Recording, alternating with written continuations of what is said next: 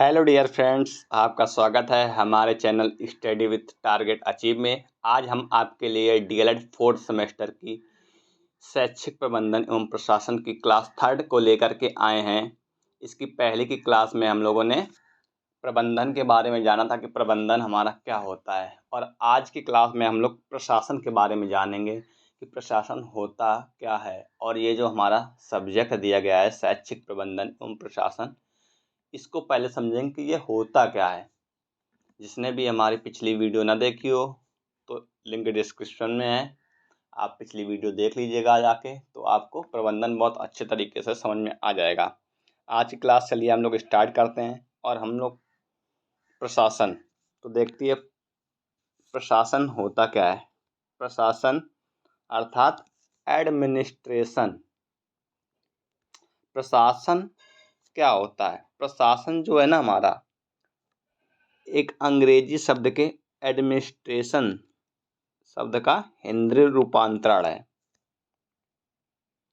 जो कि खुद लैटिन भाषा के एडमिनिस्टर या एडमिनिस्ट्रेयर शब्द से निकला है, जिसका अर्थ है पालन पोषण करना या देखभाली करना या निगरानी करना।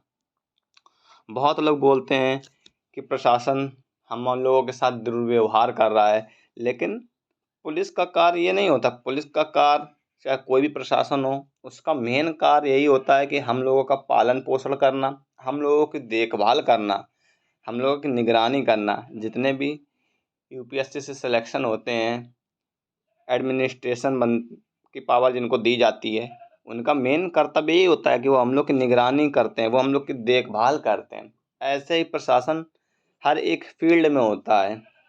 तो हम लोग देखते हैं कि शिक्षा के क्षेत्र में प्रशासन क्या होता है। तो शिक्षा के क्षेत्र में प्रशासन शब्द से हमारा अर्थ है शैक्षिक संसाधन, पूंजी, वित्त व्यवस्था एवं मानवीय संसाधनों आदि की देखभाल से है। अर्थात शिक्षा के क्षेत्र में प्रशासन शब्द है ना, इसमें हमको क्या क्या वस्तुओं की ज़रूरत पड़ती हैं। शैक्षिक संसाधन, कितने रुपए की ज़रूरत पड़ती है। पूंजी, जैसे कोई भी क्लर्क जॉब कर रहा है उसको कितने पेमेंट करनी है हमारी। वित्त व्यवस्था एवं मानवीय संसाधन के जो उपकरण की ज़रूरत होती है, वो हमको एडमिनिस्ट्रेशन से प्राप्त होते हैं, वही हमारी देखभाल करते हैं। तो हम लोगों ने प्रशासन के बारे में समझ लिया कि प्रशासन हम लोगों की देखभाल करता है और निगरानी करता है कि हम लोगों को किसी भी तरीके से कोई दिक्कत ना हो। चलिए अब हम लोग शैक्षिक प्रशासन की परिभाषाओं को देख लेते हैं। शैक्षिक प्रशासन की परिभाषाएं, तो पहली बहुत इम्पोर्टेंट परिभाषा है ब्रुक्स एडम्स की।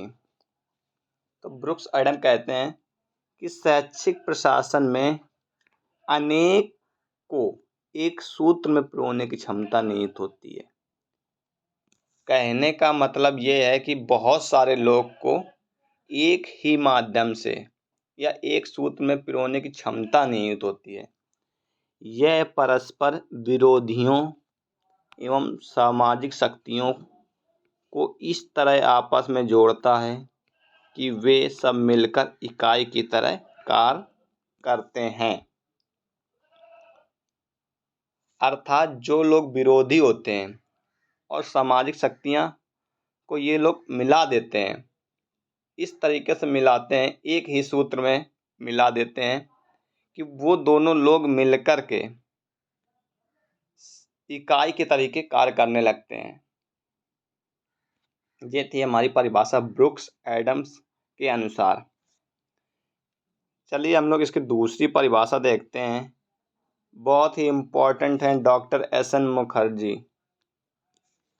इन्होंने कहा है कि शैक्षिक प्रशासन वस्तुओं के साथ साथ मानवीय संसाधनों से भी संबंधित है। केवल हमको वस्तुओं को ही ज़रूरत नहीं होती है, वस्तुओं के साथ साथ हम लोग को मानवीय संसाधनों की भी ज़रूरत होती है। इसलिए शैक्षिक जो प्रशासन है वो वस्तुओं के साथ साथ मानवीय संसाधनों से भी संबंधित है, क्योंकि वास्तव में इसका संबंध मानवीय तत्व से ज़्यादा तथा निर्जीव तत्व से कम है।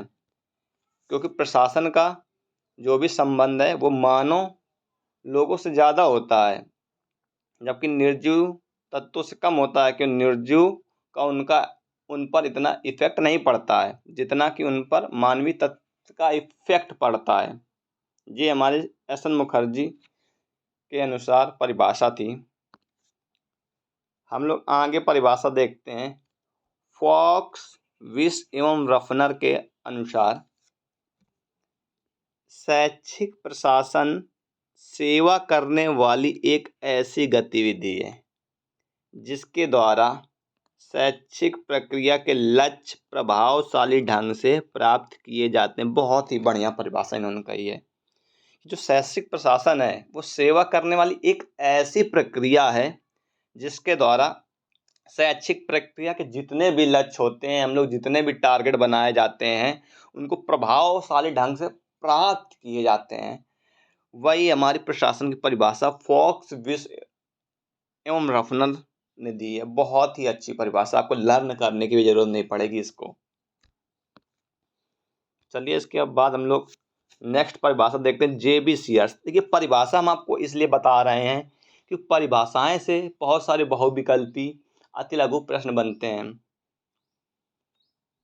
चलिए जे.बी. सीयर्स ने प्रशासन के बारे में क्या बताया है। इन्होंने बताया है कि शिक्षा के क्षेत्र में प्रशासन का अर्थ सरकार से होता है। कि जो भी शिक्षा के क्षेत्र में प्रशासन का अर्थ है वो भी सरकार से ही मिलता है। जो सरकार ऑर्डर करेगी वहीं से आपका वर्क होगा, जिसका निकटतम संबंध निम्नलिखित तत्वों से है। और उसका संबंध निम्नलिखित तत्वों से है। पर्यवेक्षण करना, त्रुटि निर्देशन, संगठन, आदेश, नियंत्रण एवं समायोजन आदि है। देखिए यही चीज़ हमने आपको प्रबंधन में बताई थी कि जो शिक्षा क्षेत्र में प्रशासन का अर्थ सरकार से होता है ना, जिसका निकटतम संबंध क्या क्या रखा जाता है कि हमको पर्यवेक्षण देखना है, त्रुटि निर्देशन को संभालना है, संगठन की तरीके कार्य करना है, आदेश भी दिए जाते हैं, नियंत्रण भी किया जाता है और उसको किस तरीके मैनेजमेंट समायोजन भी किया जाता है। ये जे.बी. सीयर्स साहब कहते हैं। चलिए अब हम लोग आते हैं सुपर टेट में। पिछली बार ये क्वेश्चन पूछी गई थी और बहुत ही इम्पोर्टेंट परिभाषा है। ग्राहम बेलफोर के अनुसार ये कहते हैं कि शैक्षिक प्रशासन का अर्थ उत्तम छात्रों का योग्य शिक्षकों द्वारा समुचित शिक्षा प्राप्त करने हेतु योग्य बनाना है, ताकि वे अपने राज्य के अंतर्गत सीमित संसाधनों द्वारा प्रदर्शित होकर अधिक से अधिक लाभान्वित हो सकें। कहते हैं कि शैक्षिक प्रशासन का जो अर्थ है ना, जो हम लोग के उत्तम छात्र होते हैं, अच्छे छात्र होते हैं, उनको और अधिक अर्थात शिक्षकों द्वारा, मतलब योग बहुत अच्छे योग्य शिक्षकों द्वारा उनको सभी सेक्टर में समुचित शिक्षा को प्राप्त करने के योग्य बनाना है, ताकि वो शिक्षा प्राप्त करके अपने राज्य के अंतर्गत सब सीमित जो संसाधन होते हैं हमारे, उसके द्वारा अधिक से अधिक लाभान्वित हो सकें। कम संसाधन में भी इतनी अच्छे से लाभान्वित हो सकें कि वो हमारे देश का नाम रोशन कर सकें। चलिए प्रशासन के बारे में हेनरी फ्योल ने भी बढ़िया बात कही है कि फ्योल जिन्हें प्रशासनिक प्रक्रिया का जनक माना जाता है, फ्योल को प्रशासनिक प्रक्रिया का जनक माना जाता है। उनके अनुसार अन्य प्रशासन की भांति शैक्षिक प्रशासन भी POCCC 5 तत्वों से मिलकर बना है। आपको हमने प्रबंधन की क्लास में POCCC के बारे में बताया था। जिसने नहीं पिछले की वीडियो ली है तो वो जा कर के डिस्क्रिप्शन में लिंक देख लें और पिछली वीडियो को देखिए, आपको बहुत अच्छे से प्रबंधन समझ में आएगा। हम लोगों ने ये सब्जेक्ट उठाया है तो हमको पहले सब्जेक्ट ही मालूम होना चाहिए कि हमारा प्रबंधन क्या होता है और प्रशासन क्या होता है, तभी तो हम आगे कुछ जान पाएंगे कि प्रबंधन और प्रशासन होता क्या है। चलिए हम लोग देखते हैं प्रबंधन और प्रशासन में थोड़ा सा डिफरेंस देख लेते हैं कि प्रबंधन और प्रशासन में अंतर क्या होता है। तो देखो, प्रबंधन क्या होता है और प्रशासन में अंतर बताते हैं। जो प्रबंधन होता है वो अत्यंत व्यापक होता है। कहने का मतलब ये है कि इसका क्षेत्र जो होता है सीमित नहीं होता है, और प्रशासन का क्षेत्र सीमित है। जितना प्रशासन को ऑर्डर दिया जाएगा उतना ही वर्क होगा, लेकिन प्रबंधन में ऐसा नहीं है। हम लोग कहीं का भी मैनेजमेंट उठा सकते हैं, उसमें हम लोग का क्षेत्र सीमित नहीं होता है।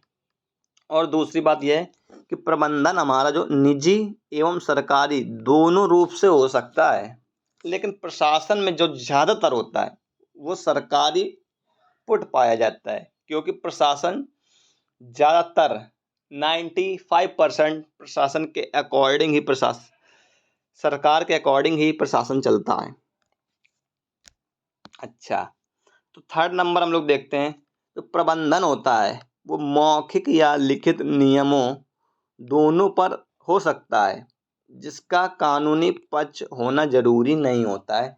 देखिए, हम लोग मौखिक प्रबंधन को मौखिक या लिखित दोनों नियमों पर करके देख सकते हैं। उसका यह जरूरी नहीं है कि वो कानूनी पक्ष से ही हो, लेकिन जो प्रशासन में ज़्यादातर नियम लिखित होते हैं, जिनमें कानूनी शक्ति होती है। कानून की शक्ति के अकॉर्डिंग वो कुछ भी नहीं कर सकते हैं।